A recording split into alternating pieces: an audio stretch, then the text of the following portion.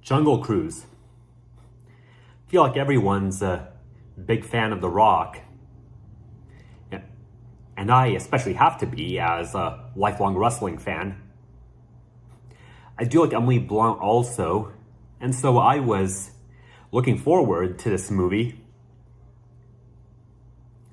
So the question is, how were they going to make a plot based on that ride? I mean, obviously, to say the least, worked well with Pirates of the Caribbean, not so well with Haunted Mansion. At least not that 2003 Eddie Murphy movie. I do want to watch that new Muppets Haunted Mansion movie on Disney+. I have a feeling I really like that, but more on that another day. First, focusing on this Jungle Cruise movie. Okay, I have to stop and share a funny story. In 2003, IMDb had daily poll, with, it was in the summer, saying with Pirates of the Caribbean out in theaters now and Haunted Mansion coming out in November, what's the next Disney ride that should have a movie based on it? And then the choices included Space Mountain, Splash Mountain, Autopia, Submarine Voyage, Mr. Toad's Wild Ride, and so I'm trying not to laugh as I tell the joke, but Monorail, that was one of the choices. I mentioned that to my buddy Vince, and he laughed and said, Monorail, that'd be one boring ass movie. Although he and another friend whom I met through him were talking about you can maybe do the speed thing. The monorail can't go below X miles per hour. Anyway,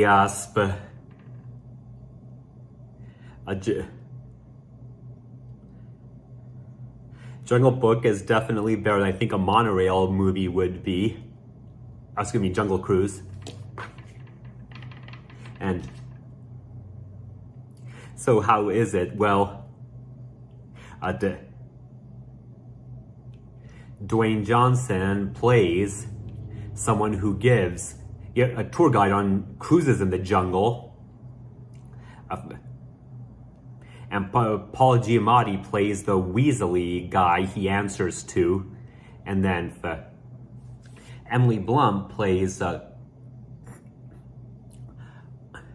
researcher, an archaeologist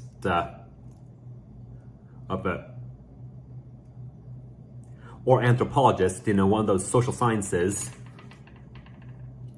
who's held back by her gender from getting funds for her research. And this movie is set about a century ago, not that women don't still deal with a lot of sexism now.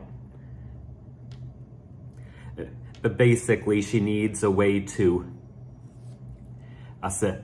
secretly make this expedition to where she can find the mysterious artifact she seeks, that she's researched. And then that Meth Damon guy from Breaking Bad is the villain in this movie, someone who wants that for his own purposes, the secrets unlocked. We want finding out more about Dwayne Johnson's character than we anticipated. Quite a compelling backstory. And so big question, is the movie fun? Yes. Great sets, a lot of comedy, some adventure, nice special effects. It's exactly what you'd expect this movie to be. It's goal to exactly expect the movie to be, and it succeeds. I wouldn't say I loved it. The plot's not super interesting, and none of the action sequences are that thrilling, Well, in my head, comparing it to the original Pirates of the Caribbean, which was just so fantastic. But this may be the same type of movie, but more low grade. I'd still say it's worth going to theater for, especially if you have an AMC A-list membership or Regal Unlimited membership. I have both of those.